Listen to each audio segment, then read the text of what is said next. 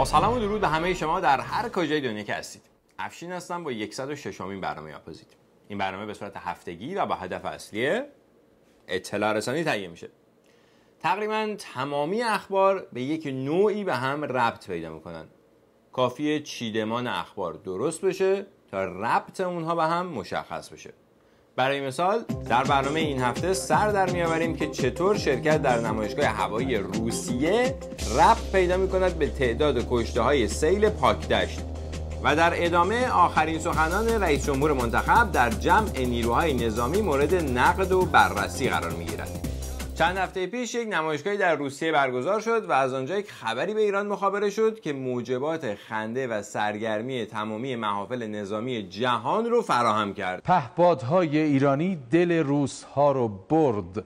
رئیس سازمان صنایع هوایی ایران میگه مقامات روسیه در حاشیه نمایشگاه بزرگ هوافضای مکس 2015 به مقامات ایرانی پیشنهاد دادن فناوری ساخت یک مدل از پهپادهای ایران رو بخرن. آره همین مونه واقعا که روسیه بیاد از سپاه پاسداران فناوری پهپاد بخره. فناوری اسباب‌بازی هنگ کنگی از پهپادهای سپاه بالاتره. اما در ادامه یک خبر دیگه‌ای بیان شد که اصلا خنده‌دار نبود. ستاری معاون علمی رئیس جمهور هم که دیروز 3 ساعتی به همراه پوتین رئیس جمهور روسیه از نمایشگاه هوایی مسکو بازدید کرده گفته با روزها درباره فروش جنگنده‌های پیشرفته سوخوسی و هواپیمای مسافربری سوپرجت سوخو-100 به توافق‌های خوبی رسیدیم. اینی که این آقا یعنی پوتین 3 ساعت وقت گذاشته با یکی از معاونین رئیس جمهور منتخب نظام مقدس، معنیش اینه که به توافق خوبی رسیده برای فروش جنگنده روسی به ایران. این خبر مربوط میشه به 4 شهریور ماه همین امسال. در 31 شهریور ماه همین امسال یک خبر دیگه در یک نقطه دیگه از دنیا مخابره شد که در اون هم کلمات جنگنده و روسی به چشم میخورد. ارتش سوریه خبر دریافت هواپیماهای شناسایی و جنگی از روسیه رو تایید کرد. ما به همکاری با مقامات قانونی سوریه ادامه می‌دهیم. اون آقایی که با لبخند ژوکند کنار مستشار روسی در سوریه ایستاده و اینقدر از انتشار این خبر ذوق زده شده، آقای امیر عبداللهیان معاون خاورمیانه‌ای وزارت امور خارجه نظام مقدس هستند. ما به همکاری با مقامات قانونی سوریه ادامه می‌دهیم. به نظر ما ارتش سوریه امروز مؤثرترین قدرت است که با تروریست ها مبارزه می‌کند. همه میدونن که این نظر به نظر کی نزدیکتره؟ روسیه که مجانی به کسی جنگنده نمیده. سوریه هم که روزش پول نداشت و اگر بشکه‌های نفت مجانی از نظام مقدس بهش نمیرسید از پس مخارج کشورش بر نمیومد. چه برسه به الان که 4 سال درگیر سرکوب مردمشه و اقتصادش کلاً تعطیله. پس پول این جنگنده‌های روسی از کجا میاد؟ ما در عراق، در سوریه، در لبنان با کسانی که علیه تروریسم می‌جنگیدن همکاری کردیم، کمکشون کردیم، بازم می‌کنیم. اینی که بمباران مناطق مسکونی و کشتن کودکان چه ربطی به مبارزه با تروریسم داره به کنار. اما مسئله مورد توجه ما اینجا تایید کمک به سوریه از طرف نظام مقدسه. حتی اگر فرض کنیم که این کمک فقط مالی هست، معنیش اینه که از منابع مالی ایران برداشت میشه و به دولت سوریه پرداخت میشه تا بتونه مردمش رو سرکوب کنه به اسم مبارزه با تروریسم. حالا آیا منابع مالی ایران برای رسیدگی به امور جاری ایران کافی هست؟ معاون برنامه‌ریزی و توسعه شرکت آب و فاضلاب کشور میگوید 25% ذخایر آبی کشور در حالی در شبکه فرسوده لوله‌های آب هدر می‌رود که برای کاهش هر 1% آن باید 1000 میلیارد تومان هزینه شود و این از توان شرکت‌های آب و فاضلاب خارج است. واقعاً شرایط شرکت‌های آب و فاضلاب به گونه‌ای است که حتی برای هزینه‌های برق و هزینه‌های مواد اولیه گندزداها، خرید کلور واقعا امروز مشکل دارن. کشوری که یکی از بزرگترین چالشاش کمبود منابع آبیه، 25% از ذخایر آبی تصفیه شدهش که وارد شبکه لوله کشی شده هدر میره. چرا؟ چون 36 ساله که 2000 خرج نگهداری و بروز رسانی این شبکه نشده. و همینجوری لوله ها سوراخن و داره ازشون آب میره. شرشر آب در تونل توحید، نشت آب در تونل توحید که از 3 روز پیش شروع شده بود امروز تبدیل به شرشر آب شد و ترافیک رو در شمال به جنوب این مسیر سنگین کرد. خوشبختانه این محل شناسایی شد و همکاران مجموعه آب و فاضلاب و شهرداری تهران به اتفاق این موضوع رو در دست رسیدگی دارن تا نسبت به رفع نشتی و اصلاح لوله در واقع آب که حالا یا انتقال آب شرب یا آب خام که بعداً به طور دقیق‌تر مشخص خواهد شد اقدام بکنن. گذشته از اینکه این آب چه صدماتی به سازه اون تونل وارد کرده، اما اگر اون تونل زیر این لوله آب نبود و همینجوری شرشر ازش آب نمیریخت، کسی متوجه نمیشد که اون پایین یه لوله‌ای هست که شرشر داره ازش آب میره. یعنی احتمالاً همین الان یه سری لوله دیگه اون پایین هستن که شرشر داره ازشون آب میره و چون تونلی زیرشون نیست کسی هم متوجه نیست. داستان از این قراره که این لوله ها مثل هر چیز دیگه یک عمر مفیدی دارن و اتفاقا شرکت یا کارخانه سازنده هم این موضوع رو اعلام میکنه که مثلا تحت این شرایط این لوله‌ای که دارین اینجا کار میذارین عمر مفیدش 20 ساله یا 30 ساله. معنیش اینه که قبل از اینکه عمر مفیدش به پایان برسه شما باید برین اونجا رو بکنین و این لوله رو عوض بکنین با این لوله جدید، نه اینکه بذارین عمر مفیدش تموم شه سوراخ بشه یا بهتره که آبش بریزه تو تونل تا بفهمین. یعنی تو کشورهای استکباری که اینجوریه. اما در نظام مقدس به دلایلی منابع مالی محدودن، برای همین نمیتونن سر موقع برن این لوله ها رو عوض کنن. این کمبود منابع مالی در مورد مدیریت منابع آبی فقط محدود به زیر زمین نمیشه. سرپرست اداره منابع طبیعی و آبخیزداری پاکدشت گفته پیش از سیلاب 70% ظرفیت این آببندها رو گل و لای پوشونده بود و برای لایروبی نیاز به اختصاص بودجه از فرمانداری بود که متاسفانه پرداخت نشد. فایزی گفته حالا سیل اخیر این گل و لای رو به حداکثر رسونده و دیگه این آببندها خاصیت آبخیزداری ندارند. از بین 10 بندی که روی رودخانه توچال قرار داره فقط این بند شدت سیلاب رو به تأخیر انداخته. آب بندها از گل و لای پر شده بودن چون به دلیل کمبود منابع لایروبی نشده بودن. در نتیجه 2 سانت بارون تبدیل میشه به سیل. بارش دیشب باران استانهای آذربایجان شرقی، اصفهان، البرز، تهران، چهارمحال و بختیاری، خراسان شمالی، زنجان، سمنان، گلستان، مازندران و هرمزگان رو درگیر سیل کرد.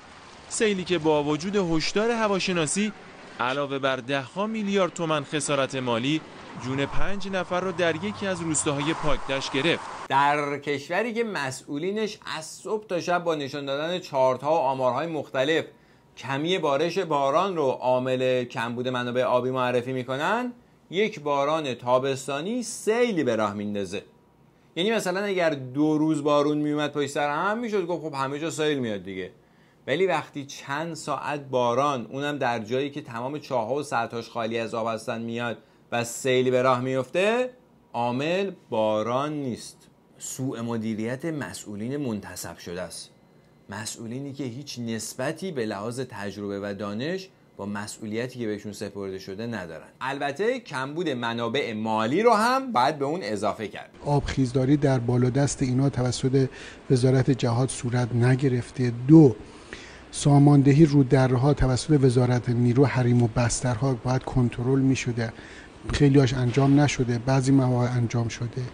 پوشش گیاهی اینا از بین رفته، بنابراین با یه رگبار و یه بارندگی شدید اینا استعداد ارائه سیلاب سنگینی در مدت خیلی کوتاهی دارن که در نوع خودش یک رکورد به حساب میاد. بله ما رکورد زدیم. اما مردمی که گرفتار این سیلاب ها میشن به این رکورد زنی ها نمیخندن. تیر برقاره همه قطع کرد، آب قطع کرد، لوله های آب همه در آمد. این وضع مغازه یا یخچال و فلان و این وسایل و خوراکی و 3-4 جو بود و گندم بود و همه از بین رفته، آرد بود.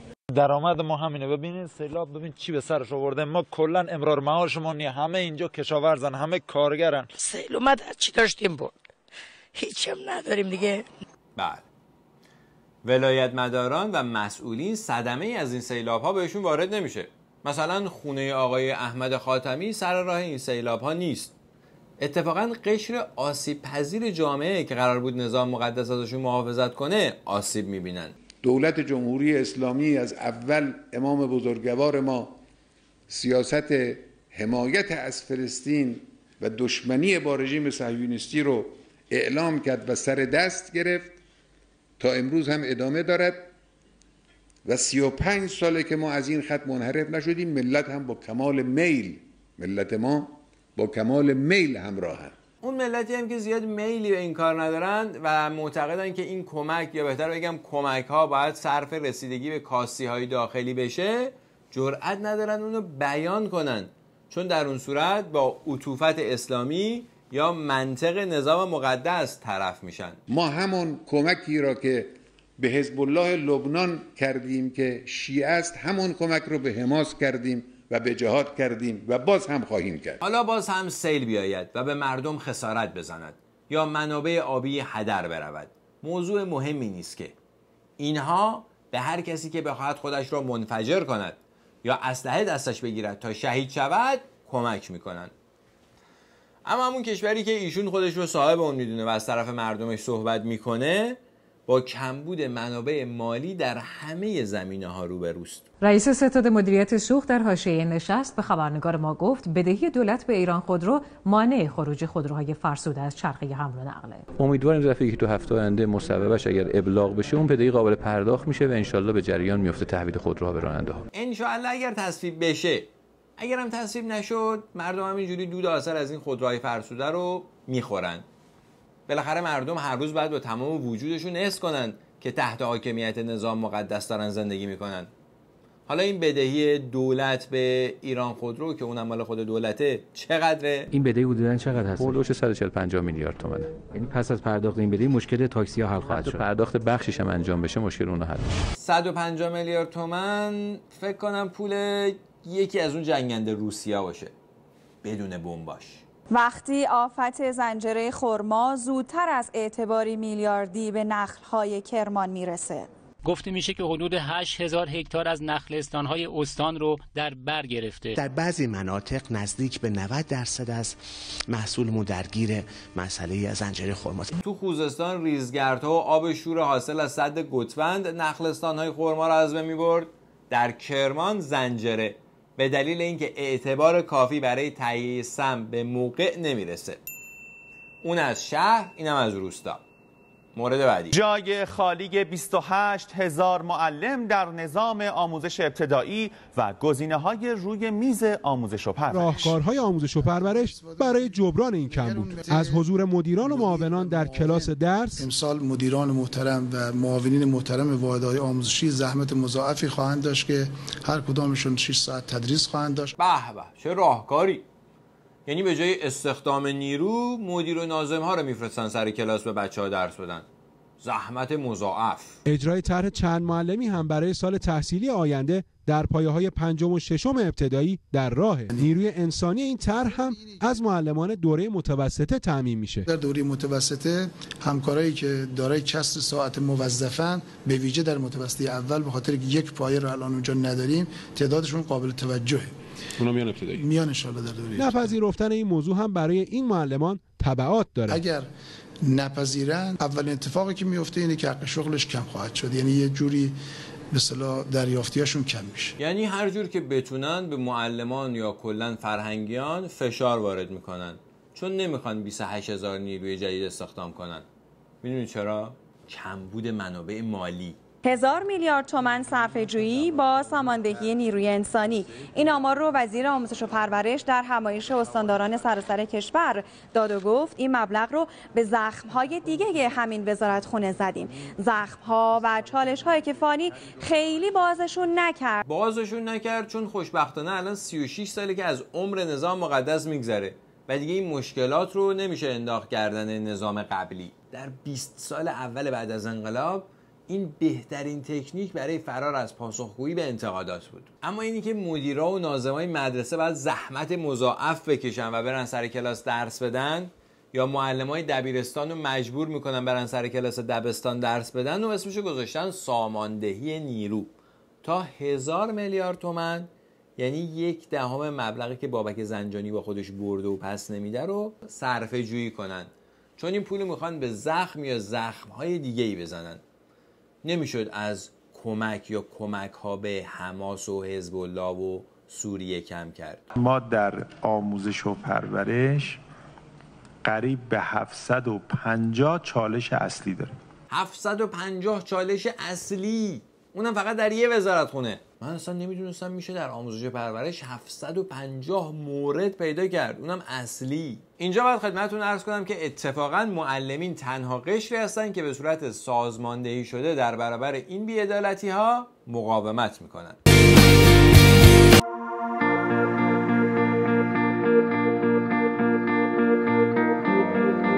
و در همین راه در حال حاضر 7 تن از آنان در زندان هستند.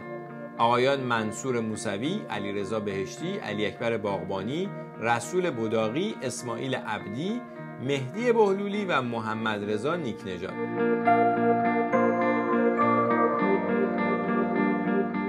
به همین دلیل و تحقق نیافتن وعده‌های دیگری که به معلمان داده شده، فعالان این عرصه فراخوانی برای یک تجمع سراسری دیگر صادر کردند.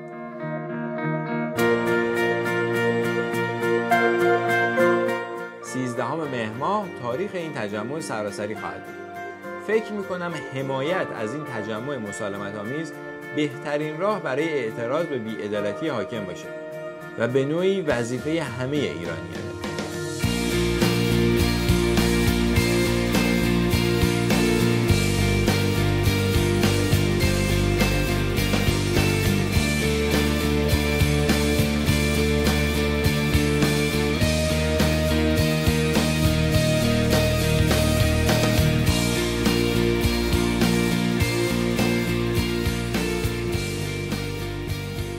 آزادی تمامی زندانیان سیاسی. امروز به دنیا میگوییم بزرگترین نیروی مسلح ضد ترور و ضد تروریسم نیروهای مسلح جمهوری اسلامی ایران هستند. اصولا آدم‌های منطقی و قوی هیچ وقت زور بازوشون رو به رخ کسی نمیکشن. این موضوع در مورد دولت‌ها و حکومت‌ها هم صدق میکنه. یعنی هیچ حکومت قدرتمندی نمیاد بگه ما نیروی نظامیمون قویه یا قوی ترینه. میگه مثلا ما دموکراسیمون یا قانونمون قویه. این کار مخصوص حکومت‌های دیکتاتوری و خودکام است. امروز بزرگترین قدرت منطقه بر علیه ارهاب و ارعاب و ترور نیروهای مسلح ما هستند. البته همینجا لازم میدونم به یک نکته اشاره کنم و اون اینه که هر جایی که نیروهای مسلح اینا به یک بهونه‌ای وارد شدن، الان داره در آتش و خون همینجوری غلط میزنه برای خودش. از غزه و یمن بگیر تا همین عراق و سوریه. همونطور که ما در عراق و سوریه با درخواست دولت‌های اونها به ارتش‌های اونها به دولت‌های اونها کمک کردیم بر علیه ترور، یا حالا سرکوب مردم در سوریه. اگر خدای ناکرده تروریست ها در کشورهای دیگر همسایه هم به جولان بپردازند، باز هم تنها امیدشان میتواند به ارتش و سپاه و بسیج ایران زمین باشد. اوه فکر کنم یه نقشه‌ای برای یکی دیگه از این کشورهای همسایه کشیدن. اما از این تروریست بازی‌ها و تجارتش که بگذریم، یعنی چی باید باز هم امیدشون به ارتش و سپاه و بسیج ایران باشد؟ آقا جان شما در اداره همین کشور موندین، 2 ساعت بارون میاد، سیل میاد، 7 تا کشته میده. اون از کشاورزی، اون از آلودگی هوا، اون از فساد اقتصادی و اداری در ادارات دولتی. اصلا یه جای سالم تو کشور مونده؟ واقعا شما ایرانی نیستین؟ چه خصومتی با مردم ایران دارین؟ چرا ثروت‌ها و سرمایه‌های این مردم رو صرف ماجراجویی‌ها و آرمان‌هاتون میکنین؟ نکنه واقعا فکر میکنین این کشور متعلق به یک کس دیگه است؟ هر چه در فهم تو آید، آن بود مفهوم تو. هفته گذشته سال روز به قتل رسوندن محسن امیراصلانی بود.